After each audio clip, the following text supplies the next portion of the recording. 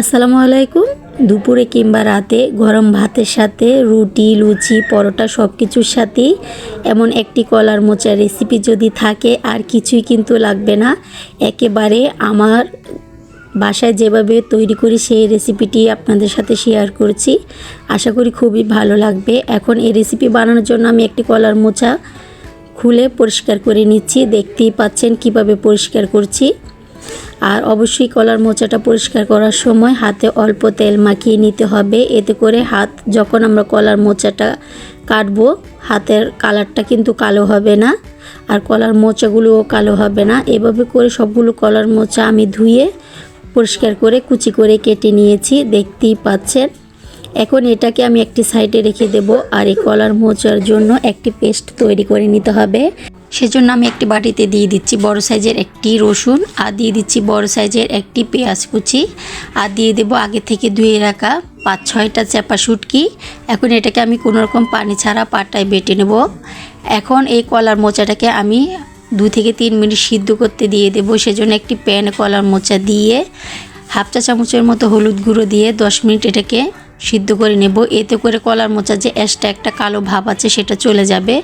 আর দেখতেই পাচ্ছেন কলার মোচার কালারটা কতটা চেঞ্জ হয়ে গেছে। এখন এটাকে আমি নামিয়ে ছাঁকনিতে ছেঁকে নেব।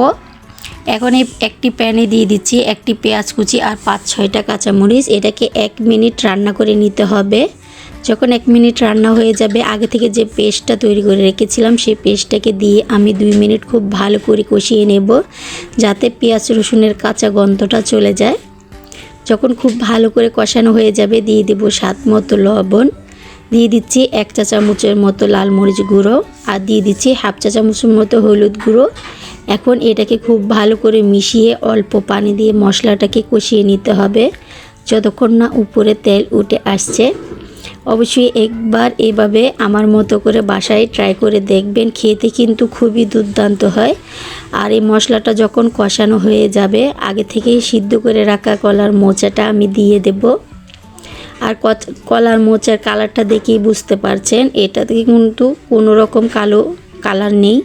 এখন কলার মোচা দিয়ে খুব ভালো করে আমি 2 মিনিট কষিয়ে নেব। যখন কলার মোচাটা কষানো হয়ে যাবে দিয়ে দিচ্ছি মাঝারি সাইজের একটি মোটা করে আলু কুচিটা দিয়ে আমি ঢাকা দিয়ে 2 মিনিট রান্না করে নেব। ফির আসলাম 2 মিনিট পর। এটাকে এখন ভালো করে মিশিয়ে এখানে আমি দিয়ে দিচ্ছি মাঝারি সাইজের একটি কিউব করে কাটা টমেটো। আর এই রান্নাতে কিন্তু কোনো রকম পানি আমি দেইনি, কলার মোচা থেকেই অনেকটা পানি উঠে এসেছে। এখন এটাকে আমি ঢাকা দিয়ে আরও 5 মিনিট রান্না করে নেব। আর এই রান্নাতে কোনো রকম পানি না দেওয়ার কারণেই কিন্তু রান্নাটা খেতে আরও বেশি ভালো লাগে। ফিরে এসেছি 5 মিনিট পর, আর দেখুন রান্নাটা প্রায় আমার হয়েই গেছে। এখন 1 মুঠো ধনেপাতা কুচি দিয়ে দিচ্ছি, এতে খুব সুন্দর একটা ফ্লেভার আসবে। দেখুন আমার রান্নাটা প্রায় হয়েই এসেছে। এখন এই কলার মোচাটাকে আমি নামিয়ে পরিবেশন করে নিচ্ছি।